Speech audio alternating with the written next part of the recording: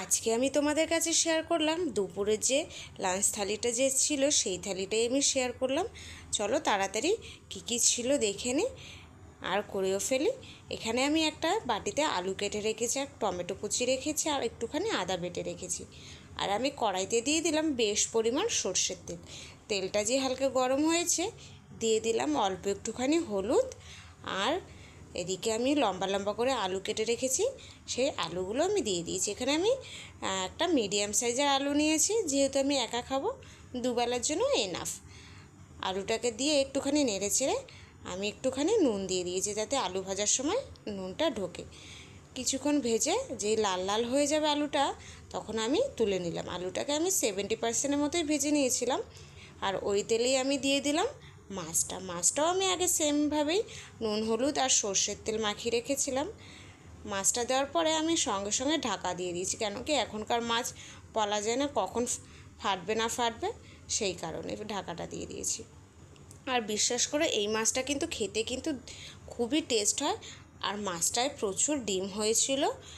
বেশ কিছুক্ষণ ভেজে নিয়েছি, আর গ্যাসটাকে পুরো লোতে করে দিয়েছিলাম মাছটা ভাজার সময়, কেন কি এই মাছটা হালকা ভাজলেই টেস্ট লাগবে, কড়া করে ভাজলে কিন্তু ভালো লাগবে না আর খেতেও পারবে না। মাছটা যে হালকা ভাজা হয়ে যাবে আমি মাছটা তুলে নিয়েছি। আর ওই তেলেই আমি ফোড়নে দিয়ে দিয়েছিলাম কালো জিরে, একটা শুকনো লঙ্কা, গরম মশলা, গোটা গরম মশলা, আর একটা তেজপাতা। আর দিয়ে দিলাম আলুটা ভেজে রেখেছিলাম, আলুটা, আর একটা মিডিয়াম সাইজের টমেটো কুচি রেখেছি, সেই টমেটো কুচিটা দিয়ে একটুখানি নেড়ে চেড়ে নিলাম। আর এদিকে একটা মশলা রেডি করব, যেমন জিরে ধনের গুঁড়ো আর লঙ্কার গুঁড়ো আর আদাটা দিয়ে একটুখানি জল দিয়ে মিশিয়ে নেব। আর এদিকে টমেটোটা যে নরম হয়ে যাবে, মশলাটা আমি দিয়ে দিলাম, একটুখানি জল মিশিয়ে গুলিয়ে রেখেছিলাম, সেই মশলাটা আমি দিয়ে দিয়েছি। দিয়ে ভালো করে নেড়ে চেড়ে নেবো কিছুক্ষণ।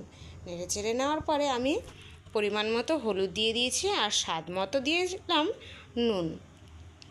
নুনটা দিয়ে আমি ভালো করে কষিয়ে নেব। আর দিয়েছিলাম অল্প একটুখানি গরম মশলা, আর দিয়েছি গোলমরিচের গুঁড়ো, একসাথে মিক্সড করে নিয়েছি, তাই সেটা দিয়ে দিয়েছি। দিয়ে কিছুক্ষণ নেড়ে চেড়ে ঢাকা দিয়ে নিয়েছি। আর বেশ কিছুক্ষণ হয়ে যাওয়ার পরে ঢাকাটা তুলে আবারও আমি কিছুক্ষণ নেড়ে চেড়ে নেব। আর দেখো এদিকে আমার আলুটাও প্রায় সিদ্ধ হয়ে গেছে, আর টমেটোটা গলে গেছে।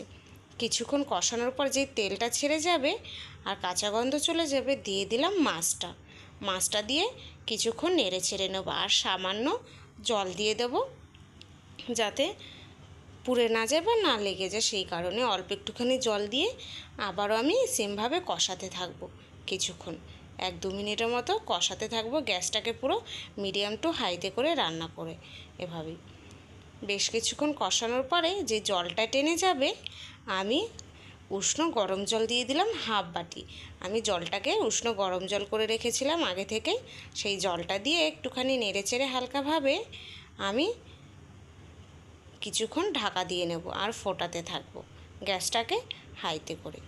বেশ কিছুক্ষণ ফোটানোর পরে আমি ঢাকনাটাকে তুলে দিয়েছি। তুলে আমি দেখছিলাম যে আলুটা পুরোপুরি গলেছে, এখানে দেখলাম হ্যাঁ আলুটা পুরোপুরি গলে গেছে। আর কিছুক্ষণ নেড়ে ছেড়ে নিয়েছে, আর এদিকে আমার জলটাও টেনে গেছে, আর রেডি হয়ে গেছে মাছের ঝোল।